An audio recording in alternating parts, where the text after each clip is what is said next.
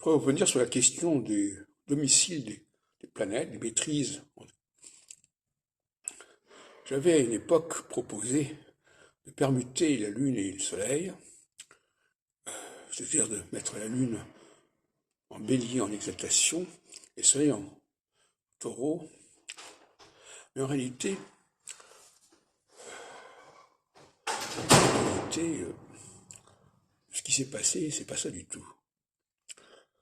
Il s'est passé que la Lune avait deux domiciles et deux exaltations, qu'elle avait donc à la fois le Cancer et le Lion, et le Bélier et le Taureau, et qu'on a voulu introduire un septième facteur qui était le Soleil, et qu'on a obligé à prendre à la Lune un de ses domiciles. C'est intéressant parce que c'est ce qui va se passer après, avec la découverte d'Uranus, quand on a pris un domicile à Saturne.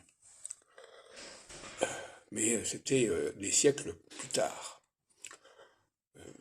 Donc on retrouve dans la même situation que dans le Sefer Yetzira, le livre de la formation, quand on est passé de 6 à 7, et quand on a voulu créer un groupe de 7 au lieu de 6, en rajoutant Saturne.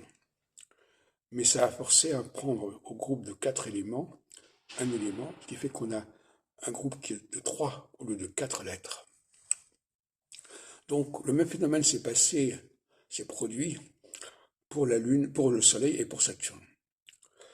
Dans les deux cas, on avait un système à 6 facteurs qu'on a voulu faire passer à 7 facteurs.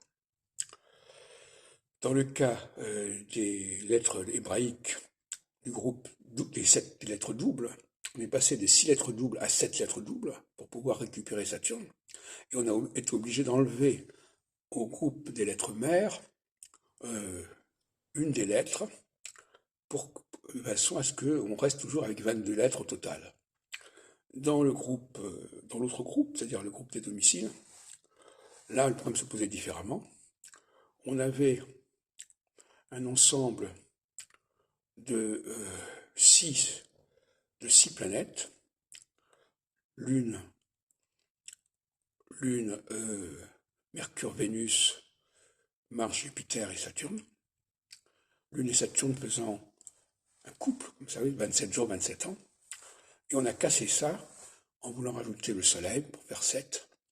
Et on a été obligé de donner au Soleil un des domiciles de la Lune. Ce qui a répercuté aussi au niveau des exaltations, puisqu'on a donné, alors que la Lune avait en fin de compte les deux domiciles, les deux exaltations, c'est-à-dire Bélier et Taureau, on a donné le Bélier au Soleil, et ça a encore déséquilibré le système. Donc tout ça montre bien comment on peut travailler, comment on peut reconstituer la genèse d'un processus, en tenant compte d'un certain nombre de possibilités, comme l'ajout d'un septième facteur, qui vient complètement bousculer tout le système. Là, c'est évident. Au lieu d'avoir, pour les lettres hébraïques, un groupe de 4 éléments, un groupe de 6 planètes, et un groupe de 12 signes, on est passé à 3, 7, 12. Et dans l'autre cas, au lieu d'avoir un groupe constitué d'un axe Lune-Saturne et au milieu Mercure, Vénus, Jupiter, qui était parfaitement cohérent, on a voulu rajouter le Soleil, et à ce moment-là, on a complètement perturbé et déséquilibré tout le système.